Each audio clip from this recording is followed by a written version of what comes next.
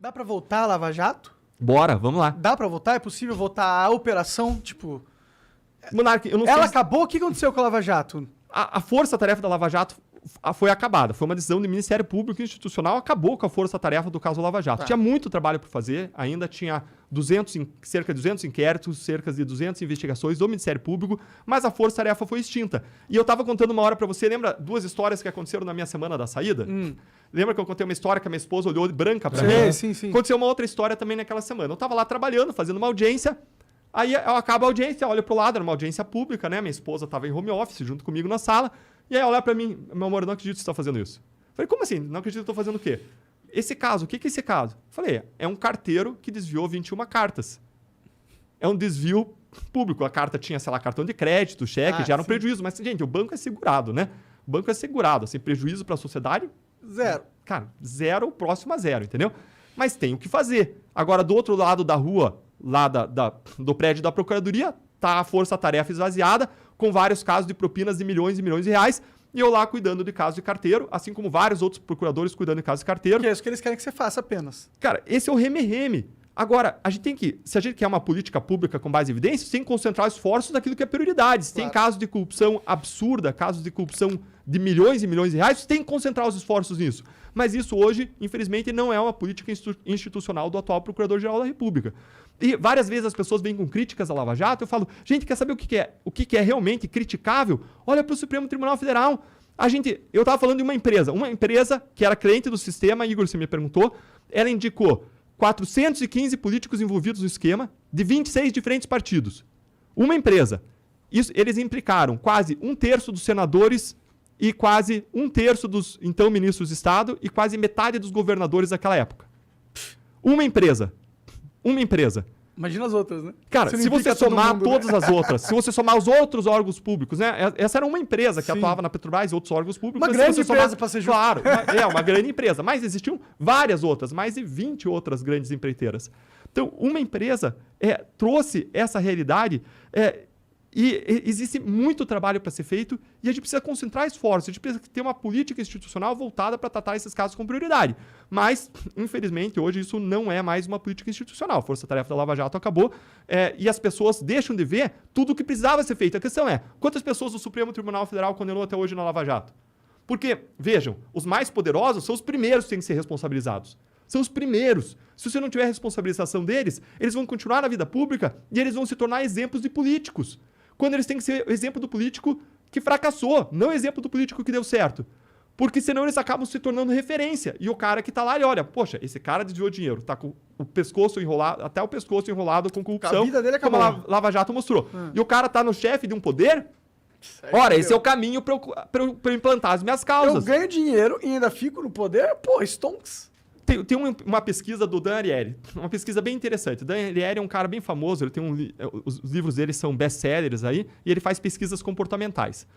E o Dan Ariely, ele fez uma pesquisa em que ele colocava vários alunos para responderem matrizes matemáticas, 20 matrizes matemáticas, dava um tempo, 5 minutos para resolver, e pagava 50 centavos de dólar por questão resolvida para aquelas pessoas. Primeiro ele fez o experimento para ver quantas questões em média que as pessoas respondiam. Dava umas 4 questões, a pessoa ia lá, checava as questões, estavam certas, o cara ganhava o pagamento, 2 dólares, né, 4 questões em média, e ia embora. Aí depois ele fez esse experimento permitindo que existisse desonestidade. Como que ele fazia? A pessoa respondia, ia lá atrás da sala, triturava, ia pro examinador lá na frente e falei, acertei tantas.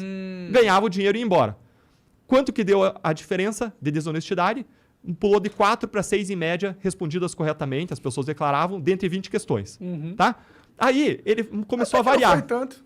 Até que não foi tanto. E ele depois vai lançar uma tese sobre isso, uma teoria sobre isso. E aí, depois ele fez várias variações. Por exemplo, ele fez experimento no Canadá, nos Estados Unidos, em Israel, de um lado, e fez experimentos em lugares como China, Índia, Itália, que são países reconhecidos como países mais corruptos. Adivinhem se a média de trapaça aumentou ou não. Aumentou? Não aumentou. Não aumentou? Não aumentou. Aí ele fez o seguinte, ele aumentou o valor pago. Aumentou de 50 centavos, foi aumentando até 10 dólares. Adivinhem se o nível de trapaça aumentou ou não. Aumentou pra caralho. Não aumentou. Não aumentou? Não. Qual foi a conclusão dele? E aí eu vou falar outra situação em que aumentou. A conclusão dele foi, todas as pessoas têm uma tendência à desonestidade limitada. A pessoa quer se dar bem, mas ela quer manter uma autoimagem positiva dela mesma.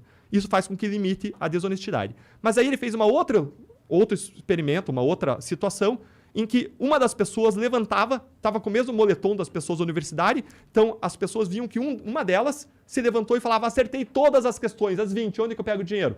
O cara falou, pega o dinheiro ali e sai. O cara, que era um ator contratado, ia fazer isso aí. Gente, a desonestidade explodiu nesse setting, nessa condição. Explodiu. E o que ele fala? Ele fala, isso mostra que a desonestidade ela é contagiosa. E aí você pensa Brasília. A desonestidade é contagiosa. Aí o cara vê grandes políticos corruptos como grandes líderes com poder, e o cara se contamina pelo ambiente. Lembra do experimento de Ash que a gente falou antes, do cara falando das linhas, né? Mas o cara vai com a manada, e o cara vê grandes líderes praticando corrupção, alcançando posições de poder. E o problema é que o Supremo não tira essas pessoas da posição de poder. Essas pessoas têm que ser excluídas da posição de poder. As pessoas têm que ser investigadas, processadas, têm que ser as primeiras a serem inocentadas ou condenadas e ir para a cadeia. Mas o problema é que isso não acontece. Aí você perpetua as pessoas no poder que praticam corrupção e aí você tem aquele círculo vicioso.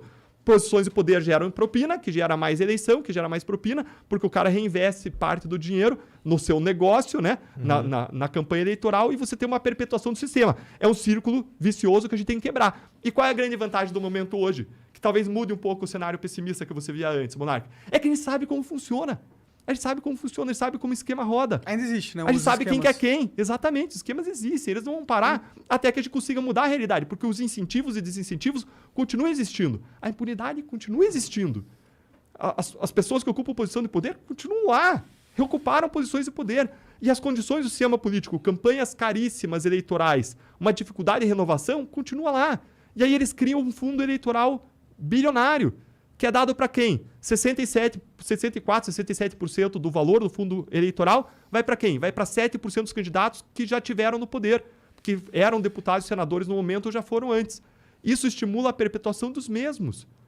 É como você falou, cartas marcadas. E isso traz a importância da pequena doação eleitoral. Se a gente quer mudar essa realidade, e eu sempre estimulo isso há anos, eu falo, o eleitor ele tem que doar R$10, R$50 para o seu candidato. Por quê? Porque ele alavanca essas pessoas boas na política, que vão competir contra os caras que têm o fundo eleitoral à sua disposição e que investem propinas também nas campanhas. Então ele alavanca esse cara para ele poder competir, e eu garanto que se a pessoa for doar R$10 para o candidato, ela vai pensar 10 vezes mais em quem ela vai votar. Ah, com certeza. Cara, eu tenho um otimismo aí para esse lado para adicionar, que é a internet barateou muito as campanhas. Eu acredito que os próximos políticos que vão se eleger não são os caras que gastam milhões em jornal, TV ou até ads na própria internet. São aquelas pessoas que criam um engajamento dentro dos algoritmos. O que é isso?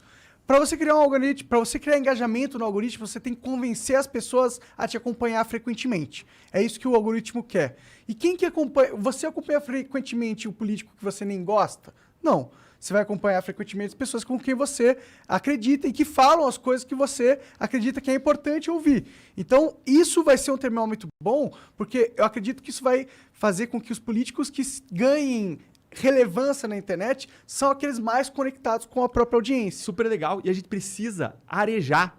E quem diz isso não é Deltan. Um livro de cabeceira dos grandes executivos do mundo, nem do país, do mundo, é o livro Por que as Nações Fracassam? Why Nations Fail. É um livro do Daron Acemoglu e do James Robinson. E qual é a tese central desse livro? Eles analisam nações ricas, nações pobres, e cidades ricas e cidades pobres separadas por um rio. Uma cidade lá no sul dos Estados Unidos e uma cidade do norte do México.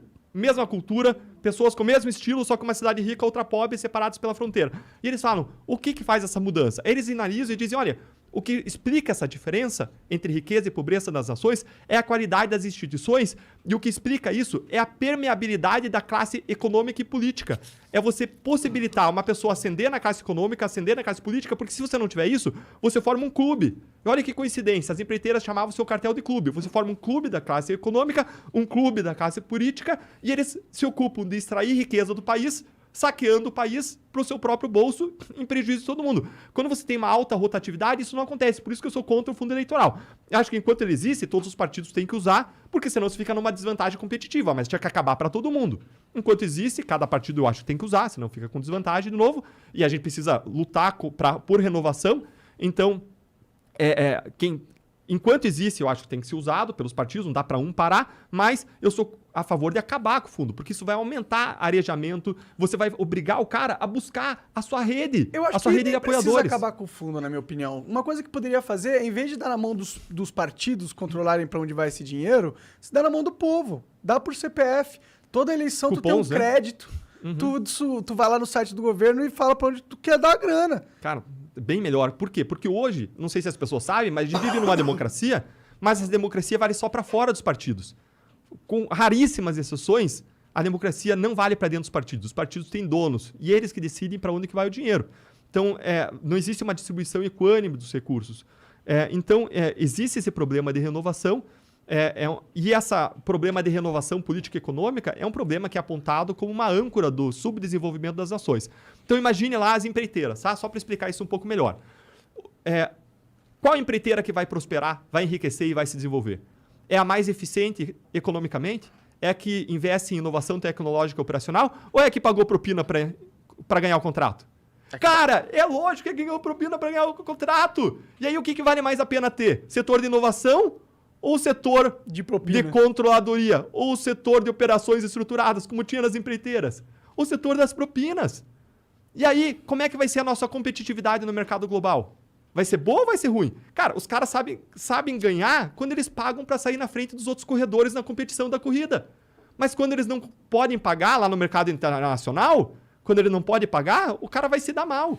Por isso que existe um índice que compara índice de corrupção dos países e competitividade das suas empresas no mercado global. E qual é a não surpresa que esse quadro mostra? Mostra que países com alto índice de corrupção têm baixa competitividade das suas empresas no mercado global. Não é surpresa. E a questão é, a gente quer que as nossas empresas prosperem ou seja uma política de campeões nacionais fraudada, né? Em que os caras só são bons porque os caras pagam propina para ganhar e ainda levando o dinheiro do nosso bolso? A resposta é óbvia para isso.